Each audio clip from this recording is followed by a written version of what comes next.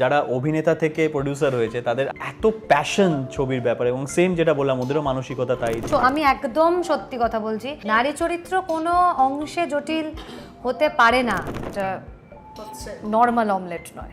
নিজেকে একটু প্রমাণ করে দেখি, সব রকমই কাজ করতে চাই। যে মানুষটা সৎ আছে তাকে কেউ কোনোদিন নাড়াতে পারবে না যতদিন সে সৎ আছে। ইটিভি ভারতে আপনাদের সকলকে স্বাগত। আপনাদের সঙ্গে আমি নবনীতা। আর আপনারা বেশ ভালোই জানেন সামনেই আসছে আপনাদের জন্য একটা দারুণ ছবি, মজার ছবি, সরল ছবি, সহজ ছবি, নারী চরিত্র বেজায় জটিল। কিন্তু এই যে একজন নারী যখন বলছে নারী চরিত্র বেজায় জটিল, অঙ্কুশ এটা কি করলে বলো তো, কেন করলে বলো? এটা কেন?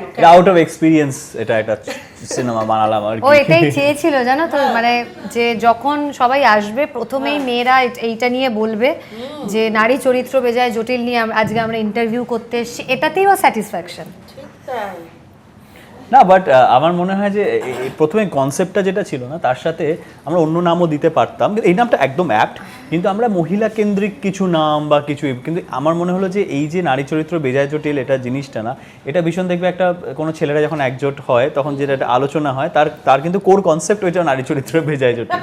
তো সেই কারণে আমার মনে হয় অনেকে রিলেট করতে পারবে, আর ভীষণ যা রিয়াকশনস পাচ্ছি না তাতে বুঝতে পারছি যে ইয়েস কেন এই টাইটেলটা ভীষণ অ্যাপ্ট হয়েছে আর কি, and both from male and female both. প্রযোজনা এবং অভিনয় এই দুটো যখন একসঙ্গে করতে হচ্ছে, অভিনয় করতে করতে একটুখানি পেছনে ভাবতে হচ্ছে না বাবা একটু নয় ওটা না, আমি একদম সত্যি কথা বলছি, আমাকে কিচ্ছু ভাবতে হয় না এই বিষয়ে, বা এই প্রযোজনার ব্যাপারটা অনেকে ভাবে যে তাহলে তো ওরা দুজনে হয়তো প্রডিউসার। আমি আবার বলছি, আমি কোনো অ্যাঙ্গেলে প্রডিউসার না, কোনো দিক দিয়ে প্রডিউসার না, হতেও চাই না। ক্রিয়েটিভ মাইন্ড আমার, আমি কিছু বুদ্ধি দিতে পারি কারণ এখানে আমার সেই সুযোগটা আছে, বাট বাকি যদি বলো ওর মাথায় পাহাড় প্রমাণ চিন্তা, মানে সব রিলেটেড এভরিথিং, বাকিটা তো বলবেই। হ্যাঁ সেটা তো হয়, দেখো এখন কিছু করার নেই, মানে একটা আর কি বলতো হাফ হার্টেডলি করতে মন হয় না, কারণ যারা অভিনেতা থেকে প্রডিউসার হয়েছে তাদের আরেকটা অভিনেতা সত্ত্বাও তো কাজ করে, যে আমি ছবিটার নায়ক, আমি চাইবো না আমার ছবিটা যেভাবে খুশি শ্যুট হোক বা যেমন করে খুশি হোক, এবং সেই জায়গা থেকে দাঁড়িয়ে না তখন এই যে কত টাকা খরচা হচ্ছে বা কি রিটার্ন আসবে সেটা সেকেন্ডারি হয়ে যায় কোথাও না কোথাও। তো প্যাশনেটলি কাজটা তখন করতে হয় আর কি। তো সেই জায়গা থেকে যেটা তুমি বললে যে continuously back of the mind চলতে থাকে যে এরপর কি, এরপর, কারণ সব অ্যাজ আ প্রডিউসার সব দিকে তোমাকে তখন নজর দিতে হচ্ছে, সব দিকে সব কিছু করতে হচ্ছে। প্রচুর প্রযোজনা সংস্থা কিন্তু এখন, তোমার বন্ধু বান্ধবরাও তো রয়েছে, তারা কেউ ভীষণভাবে প্রতিষ্ঠিত, কেউ লড়াই করে উঠে দাঁড়ানোর চেষ্টা করছে, কোথাও গিয়ে একটা মানে কম্পিটিশন মানে ভেতরে কাজ করে না?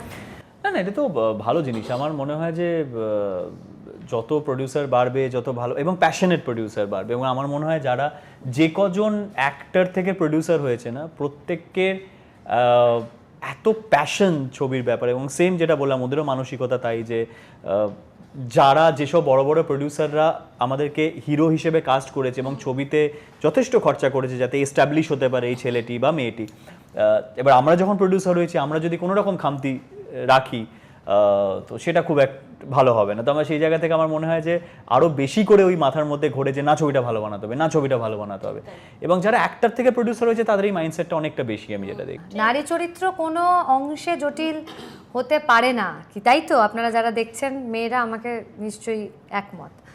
তো অঙ্কুশ শুধু নারী চরিত্র বেজায় জটিল মানে ভেবেছিল যে ওর আশেপাশে ও আমাকে সারাক্ষণ দেখছে, ওর মাকে সারাক্ষণ দেখছে, আমার মাকে দেখছে, সেখান থেকেই ওর এইটা মাথায় এসেছিল যে এইটা দেওয়া উচিত নারী চরিত্র বেজায় জটিল। তার সাথে সাথে আমাদের যিনি রাইটার আর কি কোয়েলদিকে, ইনফ্যাক্ট আমি তো কোয়েলদিকে চাই সামনে আনতে, আমাদের পরের ইন্টারভিউগুলোতে আমি চেষ্টা করব যাতে কোয়েলদি আমাদের সাথে থাকে। তিনি একজন মহিলা এবং তিনি সাজেস্ট করেছিলেন প্রথম যে অঙ্কুশ এই নামটা নারী চরিত্র বেজায় জটিল দিলে কেমন হয়, তাতে একদম একবারে রাজি ছিল, তাই তো? হ্যাঁ, ওই দিলে জটিল নাকি? সেটা পরে আলোচনা হবে না এইভাবে বলে দেওয়াটা ঠিক না যে পরে আলোচনা হবে, ওইদিকে লোকে বলবে যে হ্যাঁ হ্যাঁ মুখ দেখলেই বোঝা যায় কুচুটে আর জটিল। তুমি বলো না। না মানে লজ্জা পাচ্ছে কিছু কিছু ক্ষেত্রে ভাবছে যেটা মেয়েদের হয় যে এই যে যেটা অ্যাকচুয়ালি মিন বলছে সেটা মিন করছে কি না, সেটা ভালো খারাপ যে কোনো দিকে হতে পারে, সেই জায়গা থেকে একটু জটিল। আমার যেটা অনেক নেচার আমি ওর মধ্যে দেখেছি যে আদৌ যেটা বলতে চাইছে, যেটা বলছে সেটা কি বলতে চাইছে, কি বলতে অন্য কিছু চাইছে, বলছে এক, সেটা আজকাল ডিরেক্ট জিজ্ঞাসাই করে নেয় যে কি বলতে চাইছো বলো না, এটা তো বলতে চাও না, এখন ডিরেক্ট জিজ্ঞাসা করো না। ও অনেক সহজ রান্না, খুব জটিল উপায়ে রান্না করে সবাইকে দেখায়। হ্যাঁ হ্যাঁ হ্যাঁ, এটা আমি- এটা বলেছিলাম, এটা মানে করি। এটা ভালো বলেছে, এটা ভালো মনে করেছে অ্যাকচুয়ালি তাই, মানে এটা actually করি। রান্নাটা বেসিক্যালি সোজা, বেসিক্যালি কঠিন নয়, কিন্তু ভাব এমন দেখাবে যে লিটারালি যাতে বাকিরা ভাবে যে না এটার অ্যাচিভমেন্টটা তো অতটা সোজা নয়, এটাকে অ্যাচিভ করতে গেলে বিশাল কিছু দক্ষতা লাগবে, বড় কোর্স লাগবে, বাট বেসিক্যালি কিন্তু কিছুই না। হ্যাঁ, বা থাক বাবা ইন্দ্রিলাই করুন, হ্যাঁ এটা ও ছাড়া কেউ পারবে না। এইটা আমি থেকে করে, করে এইটা আমি জানবো। এটা আমি যদি অমলেটও বানাই না, এটা পোর্ট্রে করে রাখি। আর কি তুমি আমার হাতের অমলেটটা অবল খেতে এটা কিন্তু চাইছো নর্মাল তো? অমলেট নয়, মানে নর্মাল অমলেট কিরকম অমলেট, এটা নর্মাল অমলেট নয়, মানে সেই অ্যাটিটিউড থাকে তখন আমার। আর আমি না সবার আগে দেখে নি কেউ আসছে না, তো দেখে নিলাম কেউ আসছে না, যখনই কেউ আসে প্যানটাকে একটুখানি গরম করলাম, তারপর একটু নামালাম। অঙ্কুশ ভাই খিদে পেয়েছে তো না, বলেছি না এটা হচ্ছে। নর্মাল অমলেট নয়, তো এই ব্যাপারটা। প্রথমবার বিদেশে গিয়ে গানের শুটিং অঞ্জিলার, কিরকম এক্সপিরিয়েন্স বল? খুব ভালো এক্সপিরিয়েন্স, খুব, মানে ইনফ্যাক্ট আমি ভেবেছিলাম যে এটা যেহেতু অঙ্কুশের প্রোডাকশন থেকে প্রথম, তো সবটা সামাল দিতে পারবে তো বাইরে যেহেতু, but hats off to our team যারা ছিল, তারা জানে কিভাবে কাজটা করতে হয়, এবং তার সাথে সাথে তারা এটাও জানে যে আর্টিস্টকে কিভাবে কমফর্ট দিতে হয়। তো সত্যি বলছি যে আজকে যখন অঙ্কুশ ওখানে প্রযোজক হিসেবে ডেফিনেটলি, কিন্তু মানে ওকে আমি বলে গেছিলাম দেখো হিরো হিসেবে যাও, কারণ তোমাকে তো গানটা আবার করতে হবে, যেন ওই ব্যাপারটা থাকে তোমার মধ্যে, সারাক্ষণ চিন্তা ভাবনা করো না। তো আমরা দুজনে খুব মানে কমফর্টেবলি আমরা শ্যুট করেছি। সত্যি বলছি যে মুখের সামনে খাবার এনে দেওয়া, যত্ন করা, এভরিথিং আমাদের সবাই যারা ছিল ওখানে সবাই করেছে। প্লাস তাই জন্যেই আমার মনে হয় যে আজকে আমাদের মন মেজাজটা ফুর্তিতে ছিল বলেই না গানটা এত মানে ফুর্তিবাজ গান, যে ওই গানটা সেটা আমাদের কিন্তু ফুটে উঠেছে মুখে, দেখবেন দুর্দান্ত গান। মানে ভাইরাল হয়েছে, বা আমরা স্টেপসগুলো এত সুন্দর করে করেছি। থাইল্যান্ডে একটা বেসিক গরম তো থাকেই, তা সত্ত্বেও এতবার করে শট দেওয়া, সুন্দর করে সেটাকে পোর্ট্রে করা, আমার মনে হয় যে এটা পুরোটাই জানো তো পুরো ওই টিমের কারণেই সম্ভব হয়েছে। ও পুরোটাই ডিপেন্ড করে ছবি রিলিজের আগে ছবির মেরিট কি, এবং কোথাও না কোথাও এক্সিবিটাররা সেটা সেন্স করতে পারে যে এই ছবিটা আমি শো দিলে আমার লাভ হবে কিনা, দর্শকের সেই হাইপটা আছে কিনা, সেই ভাইভটা আছে কিনা, এটা খুবই সত্যি কথা। তো আমার মনে হয় যে কোথাও না কোথাও আমাদের জান লড়িয়ে চেষ্টাটা ওটাই থাকে যে ছবির এমন একটা মার্কেট রিলিজের আগে থাকুক যাতে ছবিটা সেই এটা পায় আর কি, প্রাপ্য সম্মানটা। শোনা যাচ্ছে যে 2 কোটি টাকা নিচের বাজেটের কোনো ছবি প্রাইম টাইম শো পাবে না। তুমি জানো খুব ভালো করে, তুমি আলোচনাতেও থাকো, সেই জন্যই বলছি। তো এটা তোমার কতটা যুক্তিযুক্ত বলে মনে হয়? তাহলে তো একটা 2 কোটি টাকা মানে বাজেটের ছবি তো খারাপও হতে পারে, আবার এটা 50,000 টাকা দিয়ে তো মানুষ দুর্দান্ত ছবি, দুর্দান্ত ভাবনা দিয়ে বানিয়ে দিতে পারে।